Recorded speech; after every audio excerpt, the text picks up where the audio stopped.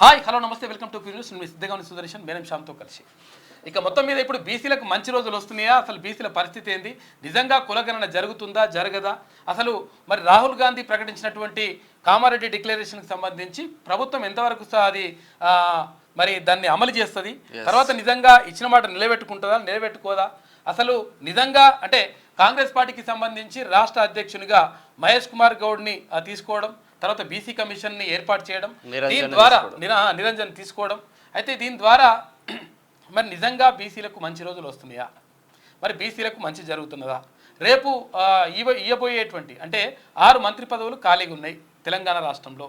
మరి 6 మంత్రి పదవుల్లో ఇప్పటికైతే 2 మంత్రులే బీసీలకు సంబంధించి ఉన్నారు. ఒకరు పొన్నం ప్రభాకర్, ఇంకొకరు కొండా సురేఖ మాత్రమే ఇప్పుడు బీసీలకు సంబంధించినటువంటి మంత్రులు ఉన్నారు.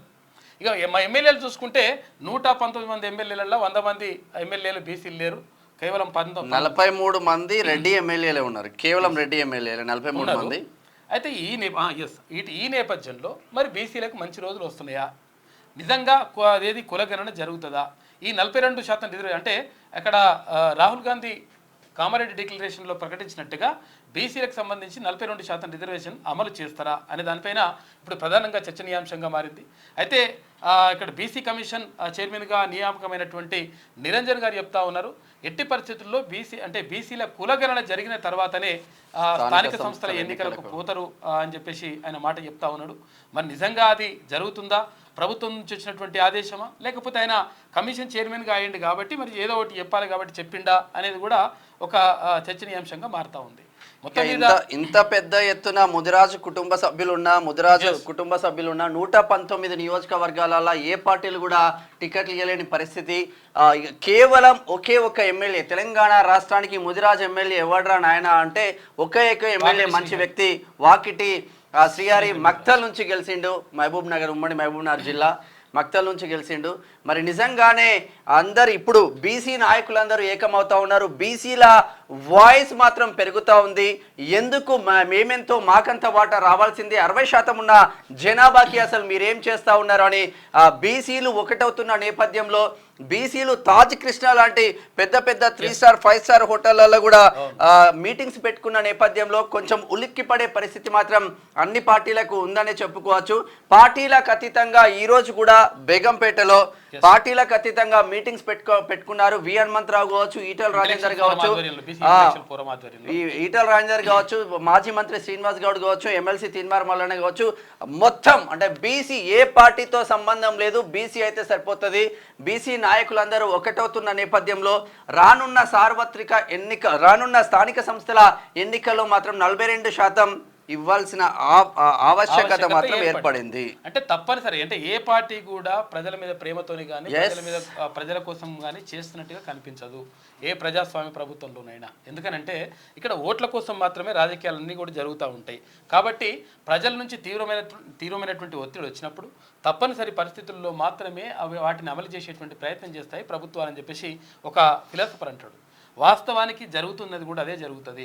ఎందుకంటే ప్రజల నుంచి బలమైనటువంటి ఒత్తిడి, బలమైనటువంటి తీవ్రమైనటువంటి నిరసన, తీవ్రమైనటువంటి తప్పకుండా చేయాలనేటువంటి ఒక డిమాండ్ వచ్చినప్పుడు అప్పుడు తప్పనిసరి పరిస్థితుల్లో మాత్రమే ఆయా ప్రభుత్వాలు వాళ్ళకు సంబంధించినటువంటి నిర్ణయాలు తీసుకునేటువంటి అవకాశం కనిపిస్తుంది. ఇప్పుడు మనం ఉదాహరణకు తెలంగాణ ఉద్యమాన్ని చూసుకుంటే మనం తెలంగాణ రాష్ట్ర వ్యాప్తంగా మొత్తం కూడా సబ్బండ వర్గాలన్నీ కూడా ఏకమైనవి.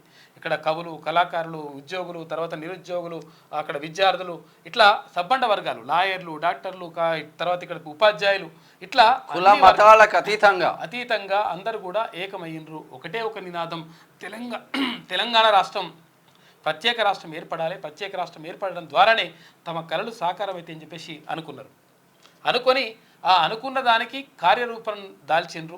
దానికి సంబంధించి ఎంతో మంది బలిదానాలు చేసుకున్నారు. 1400 మంది విద్యార్థులు, నిరుద్యోగులు, అక్కడ యువకులు 1200 నుంచి 1400 మంది అక్కడ యువకులు బలిదానాలు చేసుకున్నారు. అయితే ఇది తీవ్రమైనటువంటి సమస్యగా, తీవ్రమైనటువంటి ఉద్యమంగా ఒక ఉవ్వెత్తున లేచింది తెలంగాణ ఉద్యమం. అప్పుడు తప్పనిసరి పరిస్థితుల్లో అప్పుడు కేంద్ర ప్రభుత్వం స్పందించి ఎట్టి పరిస్థితుల్లో తెలంగాణ రాష్ట్రం ఏర్పాటు చేయాలనేటువంటి నిర్ణయం తీసుకున్నది. తీసుకున్నప్పుడు మరి ఒకవేళ ప్రతిపక్షంలో ఉన్నటువంటి భారతీయ జనతా పార్టీ వ్యతిరేకించిందా అంటే వ్యతిరేకించలేదు. లేదు లేదు వాళ్ళు చేస్తున్నటువంటి ఏదైతే పోరాటం ఉందో 100% అందులో వాస్తవం ఉంది. కాబట్టి అక్కడ అందరూ కూడా చనిపోతా ఉన్నారు పిల్లలు. కాబట్టి సుష్మా స్వరాజ్ కూడా చెప్పింది క్లియర్గా ఎట్టి పరిస్థితుల్లో తెలంగాణ రాష్ట్రాన్ని ఇవ్వాల్సిందే అని చెప్పేసి భారతీయ జనతా పార్టీ కూడా గట్టిగా పట్టుబట్టింది. అంటే అక్కడ అధికార పక్షం కానీ తర్వాత ఇక్కడ ప్రతిపక్షం కానీ ఈ పూర్తి స్థాయిలో అక్కడ తెలంగాణ ఉద్యమానికి మద్దతు ఇచ్చినాయి. కారణం ఏంటి అంటే ప్రజల నుంచి వచ్చినటువంటి తీవ్రమైనటువంటి ఒత్తిడి, తీవ్రమైనటువంటి ఉద్యమం కారణంగా తెలంగాణ రాష్ట్రం ఇవ్వక తప్పని పరిస్థితి ఏర్పడ్డది. అయితే ఇప్పుడు కూడా తెలంగాణ రాష్ట్రంలో తెలంగాణ రాష్ట్రం ఏర్పడడం కాదు, స్వాతంత్రం వచ్చినప్పటి నుంచి ఇప్పటి వరకు అక్కడ ఆంధ్రప్రదేశ్ ఉమ్మడి ఆంధ్రప్రదేశ్ రాష్ట్రం కానీ ఇప్పుడు తెలంగాణ రాష్ట్రం ఏర్పడిన తర్వాత కానీ మొత్తం మీద అప్పటి నుంచి ఇప్పటి వరకు ఒక్క బీసీ ముఖ్యమంత్రి కూడా లేనటువంటి దౌర్భాగ్యమైనటువంటి దుర్మార్గమైనటువంటి పరిస్థితి ఎక్కడైనా ఉంది అంటే తెలుగు రాష్ట్రాలు. కాబట్టి ఇప్పుడు ఒక బలమైనటువంటి ఉద్యమం వస్తూ ఉంది. అంటే మాకు అన్యాయం జరుగుతూ ఉంది, మేము 62% ఉన్నటువంటి ప్రజలకు మాకు కనీసం అంటే మేము అడుక్కునేటువంటి పరిస్థితి వస్తూ ఉంది. కాబట్టి ఎట్టి పరిస్థితుల్లో అడుక్కునే పరిస్థితి ఉండకూడదు, మేము అంటే శాసించే పరిస్థితిలో ఉండాలి, యాచించేటువంటి పరిస్థితిలో ఉండకూడదు అని చెప్పేసి బీసీలందరూ కూడా ఏకమైనరు. ఈ నేపథ్యంలో ప్రభుత్వాలు కొంతవరకు అంటే పూర్తి స్థాయిలో కాదు కొంతవరకు బీసీల వైపు మొగ్గు చూపుతున్నట్టుగా కనిపిస్తూ ఉంది. ఇది ఒక రకంగా శుభ పరిణామంగా చెప్పుకోవచ్చు.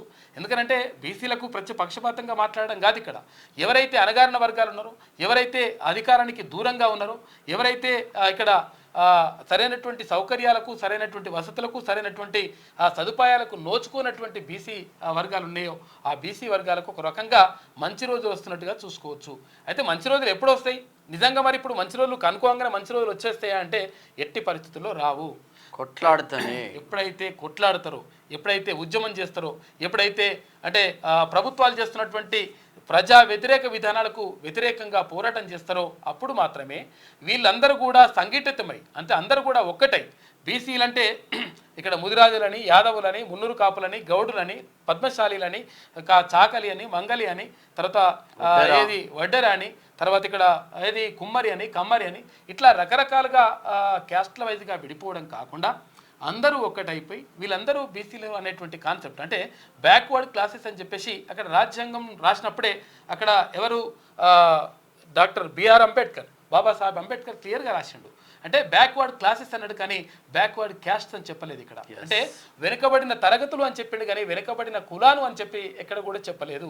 అంటే వెనుకబడిన తరగతులను అంటే వెనుకబడిన తరగతిలో ఉన్నటువంటి కేటగిరీస్ ఏవైతే ఉన్నాయో వీళ్ళందరినీ కూడా ముందుకు తీసుకెళ్లాల్సిన అవసరం, బాధ్యత ప్రభుత్వాల పైన ఉంటుంది. సంక్షేమ ప్రభుత్వాలు చేయాల్సింది అదే. కాకపోతే ఏంటంటే బీసీలని కేవలం స్వాతంత్రం వచ్చినప్పటి నుంచి ఇప్పటి వరకు కేవలం ఓటు బ్యాంకు రాజకీయాల కోసం మాత్రమే వాడుకున్నాయి. ఎక్కడ కూడా బీసీల సాధికారత కోసం కానీ, బీసీలకు కేటాయింపుల విషయంలో కానీ, బీసీలకు ఉద్యోగాల కల్పన విషయంలో కానీ, బీసీలకు ఏది చేయాలన్నా కానీ ప్రభుత్వాలకు చేతులు రాలేదు. ఎందుకంటే వడ్డించేటోడు మనోడైతే మనం ఏడున్నా వర్త అని చెప్పేసి ఊర్లలో అంటుంటారు. అయితే వడ్డించేటోడు మనోడు మరి లేనప్పుడు అంటే అధికారంలో ఉన్నటువంటి పార్టీ కానీ, అధికారంలో ఉన్నటువంటి ఎవరైతే ముఖ్యమంత్రి కానీ లేకపోతే అటువంటి మంత్రులు కానీ అంటే ఎవరైతే నిర్ణయాలు తీసుకునేటువంటి అధికారంలో మరి బీసీలు లేనప్పుడు డెఫినెట్గా నష్టమే జరుగుతుంది. కాబట్టి బీసీలకు కావాల్సింది ఏంటి అంటే 100% వాళ్ళు ఓటు బ్యాంకుగా మారాల్సిన అవసరం ఉన్నది. తర్వాత నిజంగా ఒక సంఘటితం కావాల్సిన అవసరం ఉన్నది. అదైతే అంతా కూడా వచ్చేసింది. ఒక రకంగా చెప్పాలంటే బీసీల చైతన్యం వచ్చింది ఇప్పుడు. ఒక రకంగా అంటే వాస్తవంగా ఇప్పుడు కూడా చైతన్యం ఎందుకు వస్తుంది? ఈ 70 సంవత్సరాల స్వతంత్ర భారతదేశంలో కనీసం బీసీలను పట్టించుకునే నాదుడు లేదు. ఇప్పుడు చూసుకున్నా కూడా ఉమ్మడి ఆంధ్రప్రదేశ్లో చూసుకున్నా, ఇప్పుడు తెలంగాణలో చూసుకున్నా కూడా కనీసం సామాజిక సమీకరణాలు పాటించలేదు ఎక్కడ కూడా. నీకు ఎమ్మెల్యే టికెట్లలో సామాజిక సమీకరణాలు పాటించలేదు. అక్కడ మేము అంటే అదేది డిక్లరేషన్ అమలు చేస్తాం. అక్కడ ఏది 2 రాష్ట్రాల పేర్లు చెప్పింది, 2 ప్రాంతాల పేర్లు చెప్పింది. ప్రతి పార్లమెంట్ కి 2 బీసీ టికెట్లు మినిమం 2 రాహుల్ గాంధీ చెప్పిండు. మాక్సిమం కాదు, మినిమం 2 బీసీ టికెట్లు ఉండే విధంగా చూస్తామని చెప్పిండ్రు. తెలంగాణ రాష్ట్రంలో అది సాధ్యం కాలేదు, ఇవ్వలేదు. ఇవ్వకుండా ఏం చేసిండ్రు, యాకత్పుర, బర్కత్పుర ఇట్లా అని చెప్పేసి చార్మినార్, ఈ ఓల్డ్ సిటీ ప్రాంతంలో 7కు అంటే వాళ్ళు గెలవరు, అది కాలేదు పోదు. ముస్లిం పాపులారిటీ ఎక్కువ ఉన్నటువంటి ప్రాంతాల్లో మాత్రము ఇక్కడ బీసీలకు టికెట్లు ఇచ్చినట్టుగా ఇవన్నీ కూడా చేసిండ్రు. కలరింగ్ ఇచ్చిండ్రు 12 టికెట్లు ఇస్తామని అయినప్పటికీ అన్యాయమే జరిగింది. ఇక్కడ కాంగ్రెస్ పార్టీనే కాదు అన్ని పార్టీలు అట్లనే ఉన్నాయి. ఇక్కడ బీఆర్ఎస్ కానీ ఇక్కడ భారతీయ జనతా పార్టీ కొంతవరకు నయం. ఇంకా Yes. అంటే ఈ కాంగ్రెస్ పార్టీ తర్వాత ఇక్కడ బీఆర్ఎస్ పార్టీతో పోల్చినప్పుడు టికెట్ల కేటాయింపు విషయంలో మాత్రం భారతీయ జనతా పార్టీ కొంత ఉదారంగా వ్యవహరించింది. తర్వాత కొంతవరకు బీసీలకు న్యాయం చేసేటువంటి ప్రయత్నం చేసింది. భారతీయ జనతా పార్టీలో వాస్తవంగా మీరు చెప్పినట్టు అగ్రనాయకులందరూ బీసీ బిడ్డలే ఉన్నారు. ఈటల రాజేందర్ కావచ్చు, బండి సంజయ్ కావచ్చు, డాక్టర్ కె లక్ష్మణ్ కావచ్చు, అరవింద్ కావచ్చు, చాలా వరకు బీసీ బిడ్డలు ఒక పొజిషన్ లో ఉన్నారు. ఎస్, అప్పుడు ఏమవుతుందంటే అక్కడ అవకాశం ఎందుకు వాళ్ళ చేతుల్లో అవకాశం ఉంది కాబట్టి వాళ్ళు బీసీలకు అంటే ఎక్కువ ప్రయారిటీ ఇచ్చేటువంటి ప్రయత్నం చేసిండ్రు. కాబట్టి ఇక్కడ బీసీలకు కావాల్సింది ఏంటి అంటే ఎప్పుడు ఏమనుకుంటున్నాం మనం, బీసీలకు మంచి రోజులు వస్తాయా అంటే మంచి రోజులు ప్రత్యేకంగా రావు. మంచి రోజులు తెచ్చుకోవాలంటే ఏం చేయాలంటే నిజంగా చెప్పాలంటే ఒక రకంగా ఇప్పుడు ప్రత్యేకంగా బీసీల గురించి ఎక్కువ మాట్లాడాల్సిన అవసరం లేదనుకుంటా నాకు తెలిసి. ఎందుకంటే బీసీలు బాగా చైతన్యమైనరు. బీసీలు మొత్తం కూడా మాకు జరుగుతున్నటువంటి అన్యాయం ఇదని చెప్పేసి తెలుసుకున్నారు. ఇక్కడ ఉద్యోగాల విషయంలో జరుగుతున్నటువంటి వివక్ష ప్రతిరోజు మార్నింగ్ న్యూస్ విత్ మల్లన్నతో ప్రతిరోజు చెప్తా ఉన్నాడు అన్న, పసిగడుతున్నారు. తర్వాత ఇక్కడ విద్య విషయంలో జరుగుతున్నటువంటి అన్యాయం, తర్వాత ఇక్కడ ఏది ఫీజు రియంబర్స్మెంట్కి సంబంధించి కనీసం అంటే మరి ఇప్పుడు ఇంకా నయం, ఇంకా ఇప్పుడు ఉన్నటువంటి ప్రభుత్వం చెప్తా ఉంది వన్ టైం సెటిల్మెంట్ చేసేస్తాం, ఫీజు రియంబర్స్మెంట్ కానీ తర్వాత స్కాలర్షిప్స్ కానీ ఇచ్చేస్తామని చెప్తుంది. అంటే ఇదంతా కూడా ఏంది అంటే ప్రజల నుంచి తీవ్రమైనటువంటి ఒత్తిడి, తీవ్రమైనటువంటి నిరసన, తీవ్రమైనటువంటి ఒక ఉద్యమ రూపం దాల్చినప్పుడు తప్పకుండా ప్రభుత్వాలు తలలు వంచుతాయి.